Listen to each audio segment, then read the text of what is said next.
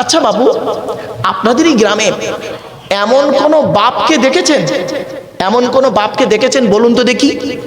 স্ত্রীর পেটে বাচ্চা 9 মাস, 1 মাস বাকি বাচ্চা হতে। কোন বাপকে দেখেছেন? স্ত্রীর পেটে বাচ্চা, বাচ্চা এখনো হয়নি, 1 মাস বাকি। কোন বাপকে দেখেছেন বাজার থেকে ল্যাকটোজিন 1, 2 দুধ কিনে আগে থেকে ঘরে সাজিয়ে রাখতে? না, কারণ ছেলে এখনো হয়নি। বাপের বিশ্বাস কতটুকু? ছেলে হোক, মায়ের দুধ ছাড়ুক, তারপরে বাজার থেকে এনে খাওয়াবো। ঠিক না বে ঠিক? আল্লাহ বলে, আব্দুল্লাহ গিল মারুফ, এই আব্দুল্লাহ গিল মারুফ, তুই যখন তোর মায়ের পেটের ভিতরে ছিলিস, তোর বাপের বিশ্বাসটাই ছিল না ছেলে হবে কি মরবে কি বাঁচবে। সেজন্য তোর বাপ তোর জন্য আগে থেকে দুধ কিনে ঘরে সাজিয়ে রাখেনি। আমি আল্লাহ তোর বাপের মতো ওই রকম ভালোবাসি না। আমি আল্লাহ জানতাম রে, 10 মাস 10 দিন পরে পৃথিবীর মুখ যখন দেখবি, তোর নাভির সঙ্গে মায়ের নাভিটা কেটে দেওয়া হবে, দুধের প্রয়োজন হবে।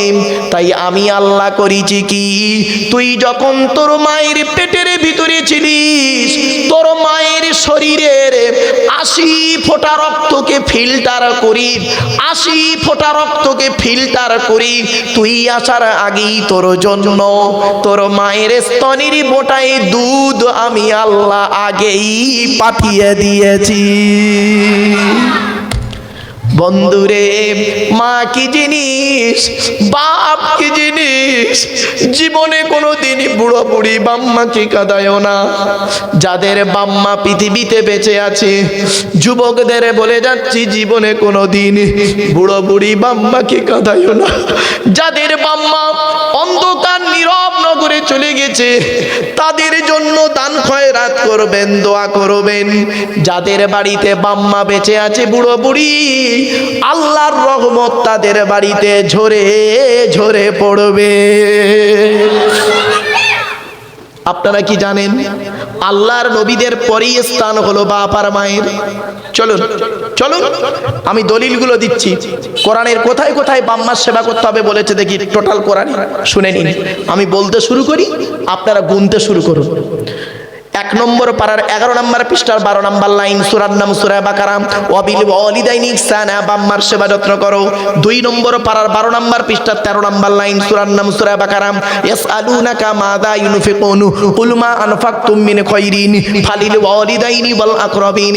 বাম্মার পিছনে টাকা পয়সা প্রথম ব্যয় করবে, আল্লাহ খুশি হয়ে যাবে।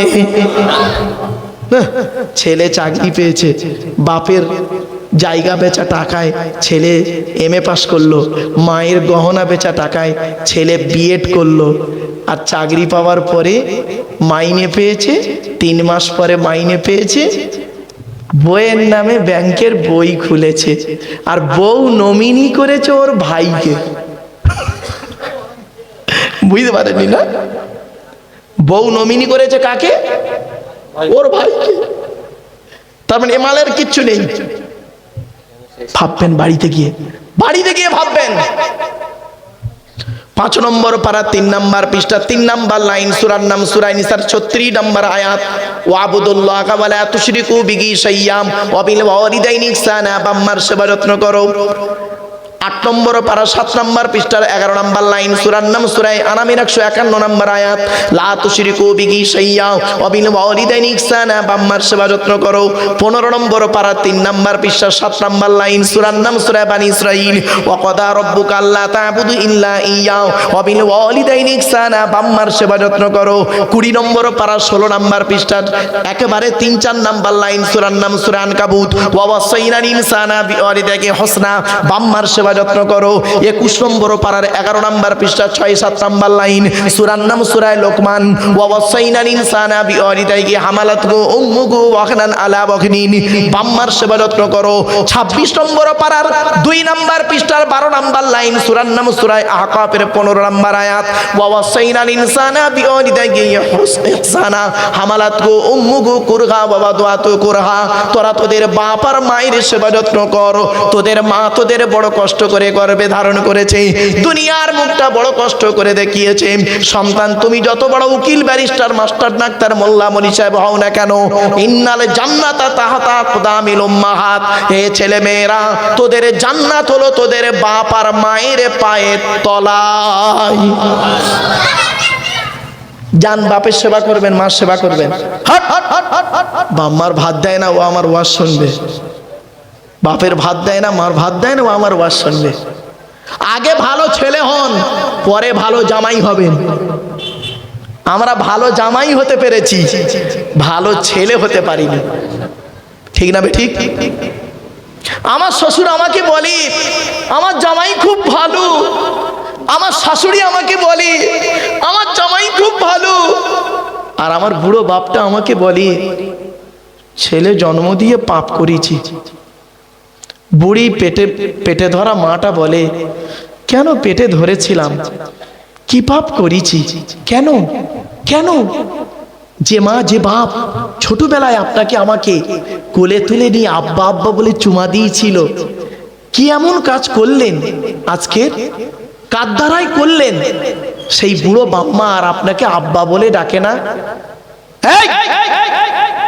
75 বছরের বুড়ো বাপটা যদি 75 বছরের বুড়ো বাপটা যদি এখন, ভালো করে শুনে নিন, 75 বছরের বুড়ো বাপটা যদি এখন 50 বছরের ছেলেটাকে একবার আব্বা বলে ডাকে, 75 বছরের বুড়ো বাপটা যদি এখন 50 বছরের ছেলেটাকে একবার আব্বা বলে ডাকে, জানবেন ওই বুড়ো বাপের আব্বা ডাকটা হলো আল্লাহর আরশে আজিমের কলজে ফাটা ডাক। ডাকে বাড়ি থেকে ভাববেন, বাড়ি থেকে ভাববেন। জাস্ট একটা উদাহরণ দিচ্ছি। আচ্ছা বাবা, আপনারা দয়া করে একটু হাতটা তুলে একটু দেখাবেন কাদের বাপ মারা গেছে, অথবা মা মারা গেছে, অথবা বাম্মা দুজনে মারা গেছে। একটু হাত তুলুন না, লজ্জা লাগছে বাবা, বাম্মা মরে গেছে, হাত তুলতে লজ্জা। হাত নামান, হাত নামান, নামান। ম্যাক্সিমাম লোকেরই বাম্মা মারা গেছে। আমিও আপনাদের মতো একজন পিতামাতা হারা সন্তান। 2019 সালে অক্টোবর মাসের 3 তারিখ শুক্রবার 5:30টার সময় আমি আমার বাপকে হারিয়েছি। 2023 সালে জুন মাসের 28 তারিখ বগরা ঈদের দিন বৃহস্পতিবার সকাল 11:30টার সময় আমি আমার মাকে হারিয়েছি। এই পৃথিবীর আমার মরা বাম্মার, এই পৃথিবীর সব থেকে শেষ মানুষ আমার মরা বাম্মার মুখ যে দেখেছে সে কে জানেন? আমি। আমার পরে এই পৃথিবীর কোনো মানুষ আমার মরা বাম্মার মুখ আর দেখেনি, কেউ দেখেনি। আমি দেখেছি, শেষ শেষ দেখা আমি দেখেছি আমার মরা বাম্মার মুখ। কখন দেখেছি? আমি কবরে নেমেছিলাম মাথার দিকে, আর আমি তাকে শরীয়ত মোতাবেক কবরে কাফনটা ঠিক দিয়ে শেষবারে বাম্মার মুখ দেখে উঠে এসেছিলাম। আপনারাও বাম্মার মরা মুখ দেখেছেন। সত্যি কথা বলুন, বাপের মাটি দিয়ে আসার পর থেকে আজ পর্যন্ত পৃথিবীর কোনো ব্যক্তিকে অন্তর থেকে আব্বা বা মা বলে ডাকতে পেরেছেন? বলুন আপনারা, বলুন। পৃথিবীর কোনো ব্যক্তিকে বাম্মা মরে যাবার পর থেকে পেরেছেন অন্তর থেকে আব্বা বা মা বলে ডাকতে? বোকা, শ্বশুর বাপ হয়? কে বলেছে আপনাকে শ্বশুর বাপ হয়? ফালতু কথা। শ্বশুর কোনোদিন আব্বা হতে পারে না, শাশুড়ি কোনোদিন মা হতে পারে না। শ্বশুর শ্বশুরই হয়, শাশুড়ি শাশুড়ি হয়। শ্বশুর তোমার বাপ হয়েছে 20 বছর পরে তার মেয়ে দেওয়ার কারণে, শাশুড়ি তোমার মা হয়েছে 20 বছর পরে তার মেয়ে দেওয়ার কারণে। তোমার বাপ হয়েছে, তোমার মা হয়েছে তুমি মায়ের পেটে এসেছিলে যেদিন, সেই দিন থেকে। এজন্য বাম্মা যাদের বেঁচে আছে এখনো সময় আছে। বাপ যাদের বাম্মা মারা গেছে তারা কি করবেন? আল্লাহর নবী যখন হাদিসগুলো বলতেন, বাম্মা মরা হাদিস বলতেন, যে ও দুনিয়ার সাহাবীরা শোনো, আমি আমার বাপকে চোখে দেখিনি, মায়ের পেটে ছিলাম, বাপকে হারিয়েছি, বাপের ভালোবাসা কি আমি জানিনি। 6 বছর বয়স ছিল আমি আমার মাকে হারিয়েছি। মায়ের ভালোবাসা এখন আর অত বুঝতে পারিনি। তোমাদের যাদের বাম্মা আছে তোমরা কোনোদিন কাঁদাইও না। আল্লাহ নবী বললেন, রাদিয়াল্লাহু ফি রাদিয়াল ওয়ালিদাইন ওয়া সাকতুল্লাহি ফি সাকতিল ওয়ালিদাইন। হে ছেলে মেয়েরা, তোদের বাপ আর মা যদি খুশি থাকে আল্লাহ খুশি থাকবে, বাম্মা যদি নারাজ হয় আল্লাহ নারাজ হয়ে যাবে। কোথায় আছেন আপনি? গালে দাড়ি রেখেছেন, নামাজ পড়েছেন, রোজা রেখেছেন, বাম্মাকে কাঁদিয়ে। একজন ব্যক্তি উঠে দাঁড়িয়ে বলল, ইয়া রাসূলুল্লাহ, আমি যুদ্ধের ময়দানে গিয়েছিলাম, এসে দেখছি আমার মা মারা গেছে, আমি কি করব বলুন?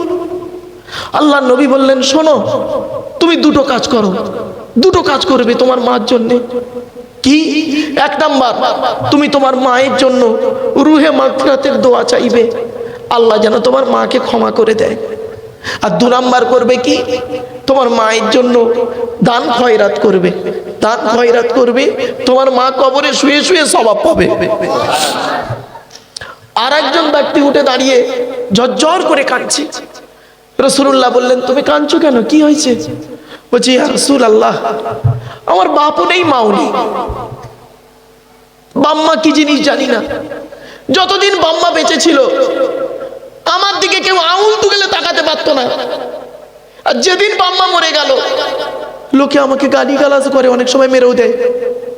ঠিক না বেটি? এই ছেলে, বুঝতে পারোনি? যদি কোনো ভুল করো, কোনো লোক না তোমার গায়ে হাত তুলতে ভয় পাবে। ওর বাপ বেঁচে আছে, ওর মা বেঁচে আছে, আর যেদিন তোমার বাপ মরে যাবে, মা মরে যাবে, চাস্তো ভাইটা এসে পিটিয়ে চলে যাবে, আহা বলার কেউ থাকবে না, পাশে দাঁড়ানোর কেউ থাকবে না। বাম্মা এমন জিনিস। বুড়ো বাপ যদি না ইনকাম করতে না পারলে, বুড়ো বাপ যদি বাড়িতে বেঁচেও থাকে তাও শান্তি, বুঝলেন? তখন সাহাবী বলছেন, ইয়া রাসূলুল্লাহ, আমার বাম্মা দুজনেই মারা গেছে, আমি কি করব বলুন? রাসূলুল্লাহ বললেন, মান যারা কবর আবাওয়াইহি আও আহাদিহিমা ফি কুল্লি জুমআতিন গুফিরা লাহু ওয়া কুতিবা লাহু বারা। নবী বলেন, জুম্মার দিনে, কি বার? জুম্মার দিনে যদি কোনো ছেলে, জুম্মার দিনে যদি কোনো ছেলে তার বাপ আর মায়ের কবরটা একটু জিয়ারাত করে, বাপ আর মায়ের কবরটা যদি একবার জিয়ারাত করে, ওই ছেলের দোয়ার ওসিলায় বাম্মার কবরটাকে আল্লাহ পাক আলোয় আলোকিত করে দেয়। বাপ মরে গেছে, মা মরে গেছে, কোথায় রেখে এসছেন তার তো ঠিক নেই, জঙ্গলের মধ্যে।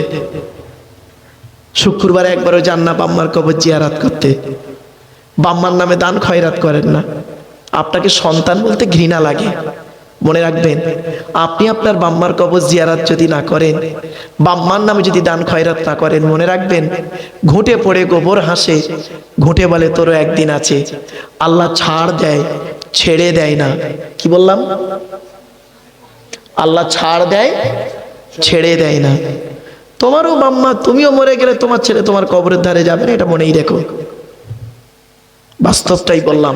আরো বাম্মার হাদিস না বাবা অনেক রয়েছে, অধিকার গেলাম না, যেহেতু আমরা আলোচনা করছি এখন কার বাবা ভুলে গেছেন?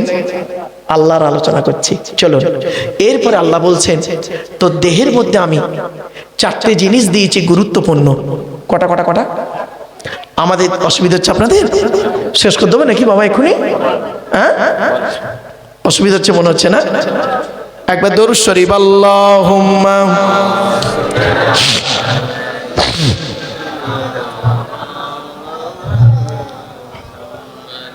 ওয়া আলা আলি সাইয়্যিদিনা। আমার বাপেরা, এরপরে আল্লাহ বলছেন, তো দেহের মধ্যে আমি চারটে জিনিস দিয়েছি গুরুত্বপূর্ণ। কটা কটা কটা? আমাদের দেহের মধ্যে চারটে জিনিস আছে গুরুত্বপূর্ণ। বাবাজিরা, যুবক ভাইয়েরা, কচিরা, বাচ্চারা শুনে নাও, তোমরা মনে রাখবে, সবসময় চারটে জিনিস ঠিক রাখবে। কি কি? এক নাম্বার ব্রেন, ব্রেন। দু নাম্বার হার্ট। তিন নাম্বার লিভার। কি বললাম? লিভার।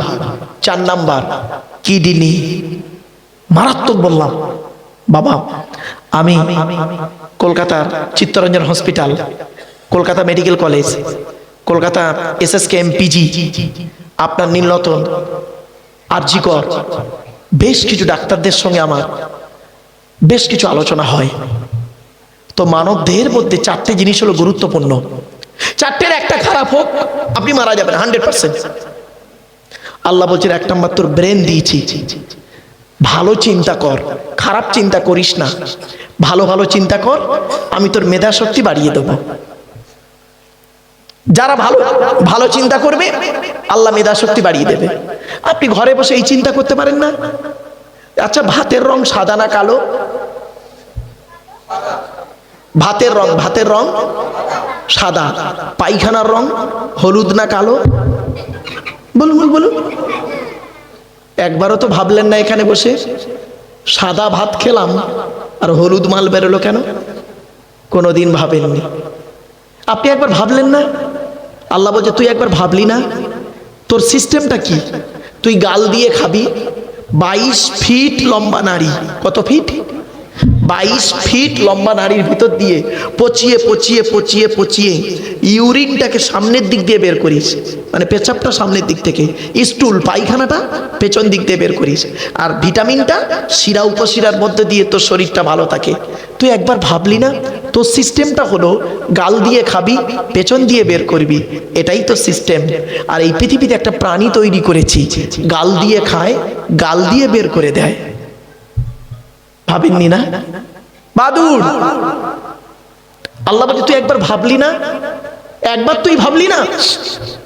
তুই যে খাবারটা খেলি 22 ফিট লম্বা নারীর ভিতর দিয়ে বের করলি রেচন পদার্থটা, আর তুই একবার ভাবলি না একটা পিঁপড়ে সেও খেয়ে হজম করে বের করে, তার কত ফিট লম্বা নাড়ি আছে?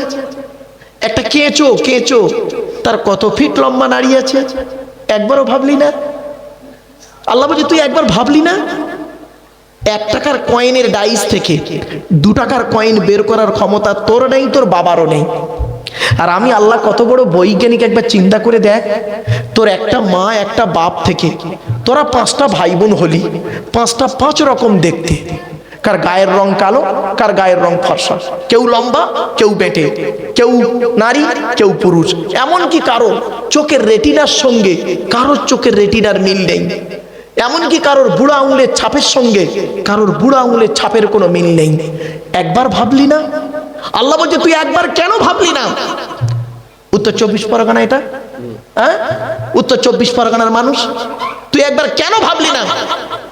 তোকে আমি একটু বুদ্ধি দিয়েছি, সেই বুদ্ধি নিয়ে তোরা পৃথিবীতে কি করলি? একটা মেশিন তৈরি করলি। তোদের তৈরি মেশিনের নাম দিলি কি?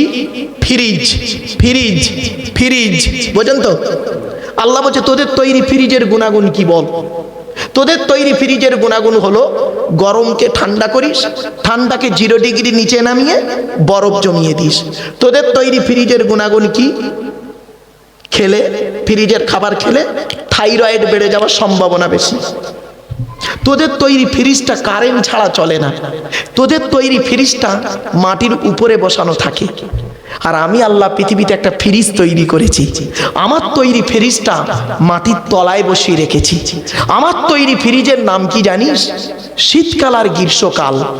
গরমকালে যত কলে পাম্প করবি, আমি আল্লাহ আমার তলার ফ্রিজ থেকে ঠান্ডা ঠান্ডা পানি বের করব। আর শীতকালে যত কলে পাম্প করবি, আমার তলার ফ্রিজ থেকে গরম গরম পানি বের করব। কোথায় আছেন আপনি? চল, আরো এরকম আলোচনা করতে গেলে না ঘন্টার পর ঘন্টা কেটে যাবে। এজন্য আমি টাইম ধরে ওয়াজ করি না। কেন বুঝতে পারছেন এবার? চল। এরপরে আল্লাহ বলছেন বান্দা শোন, তো দেহের মধ্যে আমি 9টা ছিদ্র দিয়েছি। কটা? আমাদের দেহের মধ্যে 9টা ছিদ্র আছে। 9টা ছিদ্র কি? 2 চোখ, ভালো করে শুনে নিন। 2 চোখ, 2 নাক, 2 কান, 1টা গাল, 7টা সামনে পেছনে, এই 9টা ছিদ্র। আল্লাহ ফেরেশতাদের মাধ্যমে এই 9টা ছিদ্রের যে কোনো একটা ছিদ্র দিয়ে ফেরেশতার মাধ্যমে আল্লাহ পাক আমাদের আত্মা বের করে নেয়। কত মানুষ মরে গেছে দেখবেন আপনাদের এলাকায়, কত মানুষ মরে গেছে দেখবেন, গিয়ে দেখবেন লোকটা মরে গেছে, পেশাব ফিরে ফেলেছে, ঠিক না বেঠিক?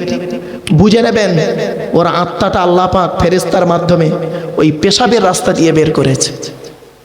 কত মানুষ মরে গেছে দেখবেন, পায়খানা ফিরে ফেলেছে, বুঝে নেবেন ফেরেশতার মাধ্যমে আল্লাহ আত্মাটাকে পায়খানার রাস্তা দিয়ে বের করেছে। কত মানুষ মরে গেছে দেখবেন, লোকটা মরে গেছে চোখটা চেয়ে আছে, লোকটা মরে গেছে গালটা হাঁ করে আছে, লোকটা মরে গেছে ঘাটটা বেঁকে আছে, হাতটা খিঁচে আছে। আবার দেখবেন লোকটা মরে গেছে, দেখলে মনে হবে লোকটা ঘুমিয়ে আছে। কিভাবে মরতে চান আপনারা? কিভাবে মরতে চান? ঈমান নিয়ে যদি কবরে যেতে চান, দয়া করে একটু আমার কাছে সময় দেন, কোরআন হাদিসের কথাগুলো শুনে আমল প্র্যাকটিক্যাল করে বাড়ি যান। চলুন এগিয়ে যাই। আজকের আপনারা চেয়ারে বসে আছেন, প্লাস্টিকে বসে আছেন, আত্মাতে এই দেহতে আত্মা নিয়ে, ঠিক না ঠিক? আচ্ছা, আমার ভাষা বুঝতে পারছেন আপনারা? হ্যাঁ, একটু রেসপন্স দেন না বাবা। আপনারা চেয়ারে বসে আছেন, প্লাস্টিকে বসে আছেন, দেহতে আত্মা নিয়ে, তাই তো নাকি? দেহতে আত্মা নিয়ে বসে আছেন, বাহ। আচ্ছা, এই দেহ থেকে আত্মাটা যখন চলে যাবে, কোথায় যাবেন তখন? বলুন বলুন। কবরে, তার মানে মাটির নিচে। প্লাস্টিকের উপরে বসে আছে, আত্মা নিয়ে দেহতে, আত্মা ছাড়া দেহটা, বডির কোনো দাম নেই, ওই নিচে চলে যাবেন। তাহলে পার্থক্যটা কি দাঁড়ালো? উপর আর নিচে, এইটুকুই পার্থক্য, উপর আর নিচে। যে ঘরটায় যাবেন সে ঘরটার নাম কি? বলুন বলুন। কবর। কবর চারটে কথা বলে, চারটে কথা বলে কবর। এক নাম্বার, কবর বলে আমি কবর দরজা জানালা ছাড়া ঘর। আজকের আপনারা বাড়ি যাবেন, বাড়ি গিয়ে দরজা জানালা বন্ধ করবেন, লাইট ফ্যান এসি বন্ধ করবেন, 24 ঘন্টা থেকে দেখবেন, অনুভব করতে পারবেন কবর কি জিনিস। 2 নাম্বার, কবর বলে আমি কবর সাপ বিচে পোকামাকড়ের ঘর। আপনাদের এলাকায় কোনো মানুষ মারা গেলে আপনারা কি করেন? আপনাদের এলাকায় কোনো মানুষ মারা গেলে আপনারা কি করেন? গোসল দিয়ে, কাফন পরিয়ে, জানাজা পড়িয়ে, মাটি দিয়ে চলে আসেন, তাই তো নাকি? আচ্ছা, 20 দিন পর, কতদিন? 20 দিন পরে কবরের ধারে গিয়ে দুটো বাঁশ সরিয়ে দেখেছেন মালটা কেমন আছে? দেখেননি? একবার দেখবেন। বাবা, আমি একজন ফরেন্সিক ইনভেস্টিগেটর কুইজের সঙ্গে জড়িত, ফরেন্সিক ইনভেস্টিগেটর কুইজের সঙ্গে জড়িত বাবা, বাস্তবটাই বললাম। চলুন, মানুষকে মাটি দিয়ে আসার পর কি হয় দেখুন। মানুষকে মাটি দিয়ে আসার পর আমরা তো চলে এলাম, আসার পরে 72 ঘন্টা পর, কত কত কত 72 ঘন্টা পর সর্বপ্রথম দেহের যে অঙ্গটা পচে, পচন ধরে, তার নাম হলো নাক। নাক। এজন্য মানব দেহ যখন গরম হয় সর্বপ্রথম ঘামে কোনটা? নাক। 6 থেকে 8 দিন পর মাথার চুলগুলো, হাতের গায়ের লোমগুলো, হাতের নখগুলো খসে খসে পড়ে যায়। 10 থেকে 12 দিন পর ব্রেনটা পচে গিয়ে নাক দিয়ে, কান দিয়ে, গাল দিয়ে গড়াতে থাকে। 18 থেকে 20 দিন পর পেটটা ফেটে যায়, পোকায় তৈরি হয়। 2 মাস পর সমস্ত চামড়া মাংস পোকায় খেয়ে নেয়, ফ্রেমটা পড়ে থাকে। 6 মাস পর হাড়গুলো আলাদা হয়। 1 বছর পর দেহের কয়েক কটা হাড় ছাড়া সব পোকায় খেয়ে নেয়। কোথায় গেল সুন্দরী নারীরা ও সুন্দর যুবকেরা? কোথায় গেল তোমাদের দেহ? মনে রেখো, মাটির দেহ মাটি হবে, মাটির দেহ মাটি হবে, পুড়ে হবে ছাই। এ দেহ পচা দেহ, গরব কিসের ভাই?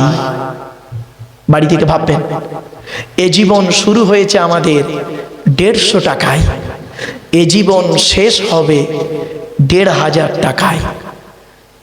আমি এই ওয়াজটা করেছিলাম, আমার এক বন্ধু, একই ক্লাসে পড়তাম, আমার ক্লাসমেট, ও কলেজে চাকরি করে, কলেজের প্রফেসর। তো ওর খুব ইচ্ছা, আমার খুব ভক্ত, আমার ওয়াজ সারাদিন শোনে। বলে ভাই আমি, আমার ওয়াইফ, আমার আব্বা মা চারজনই প্রফেসর, তো আমরা আপনার ওয়াজ খুব শুনি। তা ভালো, আলহামদুলিল্লাহ। তা আমি ওর এলাকায় ওয়াজ করতে গেছি, তো বলছে ভাই আমি আজকের ওই চটে বসে ওয়াজ শুনবো আপনার। একটা প্রফেসর লোক চটে বসে থাকতে খারাপ লাগছে না? স্বাভাবিক। তো আমি বলছি ভাই আপনি স্টেজে আসুন। বলছে না, আমি আপনার মুখ দেখবো, ওয়াজ শুনবো। তা ভালো। তা আমি ওয়াজ করতে করতে করতে করতে ঠিক এইভাবেই বলেছি, বন্ধুরা এ জীবন শুরু হয়েছে আমাদের 150 টাকায়, এ জীবন শেষ হবে 1500 টাকায়। যেই বলেছি ও তখন বলছে বন্ধু এ কি করে হলো, এ কি করে হলো? আমি প্রফেসর, আমার বউ প্রফেসর, আমার বাপ প্রফেসর, আমার মা প্রফেসর, আমরা 4 জন বাড়িতে প্রফেসর। সরকার আমাদের 4 জনের মাইনে এক মাসে 5 লাখ টাকার উপরে দেয়, টোটাল মাইনে মিলে 5 লাখের উপর। তা আপনি বললেন 150 টাকায় শুরু হয়েছে জীবন আর 1500 টাকায় শেষ হবে। অতগুলো মানুষের সামনে বন্ধুটাকে এভাবে উদাহরণ দিয়েছিলাম, দেখুন তো হচ্ছে কিনা। বলেছিলাম বন্ধু যেদিন মায়ের পেট থেকে এসেছিলেন সেদিন সব থেকে দামি কাপড়টা কে কিনে দিয়েছিল? তা বলছে আমার আব্বা, আমার আব্বা কিনে দিয়েছিল। তা আমি বললাম কাপড়টার দাম কত ছিল? বলছে 100 থেকে 150 টাকা হবে। আমি বললাম কাপড়টা নিজে পরতে পেরেছিলে? বলছে না। আল্লাহ বলছে এই আব্দুল্লাহ কিলে মারুফ, জীবনের প্রথম কাপড় তার দাম 150 টাকা, নিজে পড়তে পারলি না, ও নেই তোকে পরিয়ে দিল। এ জীবন শুরু হলো তোর 150 টাকায়। আর যেদিন মারা যাবি, যেদিন মারা যাবি, যদি তোর লাশটা পাওয়া যায়, ভাষা বুঝতে পারছেন, যদি তোর লাশটা পাওয়া যায়, তোর যে কাপড়টা পরানো হবে তার দাম হবে 1000 থেকে 1500 টাকা। তুই নিজে পড়তে পারবি না, ও নেই তোকে পরিয়ে দেবে। এ জীবন শুরু হলো 150 টাকায়, এ জীবন শেষ হবে আমাদের 1500 টাকায়।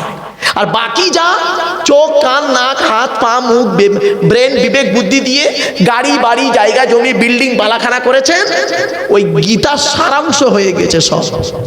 গীতার সারাংশ, গীতার সারাংশটা কি জানেন? শুনে নিন। যা হয়েছে, যা হয়েছে তা ভালোই হয়েছে, যা হচ্ছে তা ভালোই হচ্ছে, যা হবে তা ভালোই হবে। কি হারিয়েছে তোমাদের কাঞ্চো? কি হারিয়েছে কাঞ্চো? ও স্বামী স্ত্রী ঝামেলা হয়েছে কাঞ্চো, বাপ বেটা ঝগড়া হয়েছে কাঞ্চো, ব্যবসায় লস হয়ে গেছে কাঞ্চো, চাষবাসে লস হয়েছে কাঞ্চো, শরীরটা খুব অসুস্থ কাঞ্চো। মনে রেখো যা নিয়েছো তুমি এই পৃথিবী থেকেই নিয়েছো, যা দিয়েছো এই পৃথিবীতেই দিয়েছো, অন্য কোনো জায়গায় মহাকাশে দিয়ে আসোনি। এই পৃথিবী থেকেই নিয়েছো, পৃথিবীতেই দিয়েছো। যেটা তোমার আজকের আছে গতকাল সেটা অন্যের ছিল, মানে তোমার বাপের ছিল। তুমি আজ মারা যাও, আগামীকাল সেটা অন্যের হয়ে যাবে। বাপেরা বাড়ি থেকে একটু ভাববেন, ওয়াজ মানে চিৎকার চেঁচামেচির নাম ওয়াজ নয়, বুঝে নিয়ে মূল্যায়ন করার নাম হলো ওয়াজ। অসুবিধা হচ্ছে আপনাদের? হ্যাঁ চলুন, আরো অনেক আলোচনা, আল্লাহ সম্পর্কে আলোচনা করব না, আর দুটো পয়েন্ট শর্ট করে ছেড়ে দেবো। আল্লাহ বলছেন ওয়ালাউ আন্নামা ফিল আরদি মিন শাজারাতিন আকলামু ওয়াল বাহরু ইয়ামুদ্দুহু মিন বা'দিহি সাবআতুন আবহুরিম মা নাফিদাত কালিমাতুল্লাহ। 21 নম্বর পারা 12 নম্বর পৃষ্ঠা 13 নম্বর লাইন, সূরার নাম সূরা লোকমানে আল্লাহ বলে দিলেন পৃথিবীর সমস্ত বৃক্ষগুলোকে তোরা যদি কলম বানাস, সমুদ্রের পানি নিয়ে যদি কালি তৈরি করিস, প্রশংসা আমার গুণগান লিখেও শেষ করতে পারবি না। এরপরে আল্লাহ বলছেন ওয়াইন তাউদ্দু নি'মাতাল্লাহি লা তুহসুহা। 14 নম্বর পারা সূরার নাম সূরা নাহলে আল্লাহ বললেন পৃথিবীর সমস্ত নিয়ামতগুলো যদি তোরা গণনা করতে শুরু করিস, গণনা করেও শেষ করতে পারবি না। এখানে আর আল্লাহর আলোচনা নয়, এবারে নবীর আলোচনায় যাব। আল্লাহর পরিচয় কটা বলেছিলাম বাবা? চারটে, সংক্ষিপ্ত করে বলে দিলাম। এই বকতে বকতে তাই 2 ঘন্টা পার করে ফেলেছি। আর 2-5 মিনিট 10 মিনিট সময় দেওয়া যাবে? আর ওটা হবে না, বন্ধ করে দেবো? হবে? একবার তাকবীর দান তো দেখি, নারায়ে তাকবীর, নারায়ে তাকবীর। একবার দরুদ শরীফ, আল্লাহুম্মা সাল্লি আলা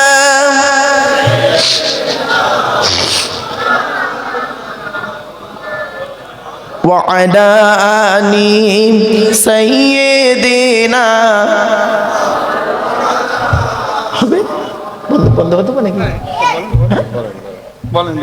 আচ্ছা আচ্ছা, বস। কোথায় ছিলেন? খুঁজে পাইনি। আমার বাপেরা, আল্লাহর পরিচয় 4টে বলেছি, নবীদের পরিচয় কটা বলেছিলাম বাবা, মনে আছে? 3টে। Thank you. 3টে। কি কি শুনে নিন। 1 নাম্বার, যিনি নবী হবেন তার চরিত্র উত্তম হতে হবে। 2 নাম্বার, যিনি নবী হবেন তার উপর আল্লাহর তরফ থেকে ওহী নাযিল হতে হবে।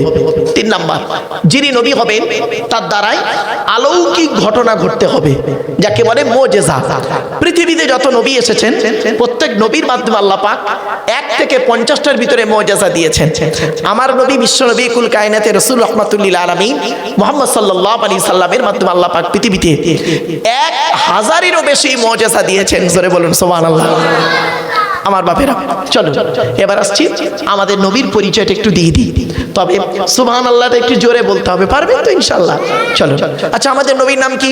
মুহাম্মদ সাল্লাল্লাহু আলাইহি সাল্লাম, তাই তো? নবী কোন বংশে জন্মগ্রহণ করেছেন? কুরাইশ বংশে। কার নাম কুরাইশ? চলুন একটু দেখে নিই। সুবহানাল্লাহটা জোরে বলতে হবে, পারবেন তো? ঠিক আছে। কোন বংশ বললেন? কুরাইশ।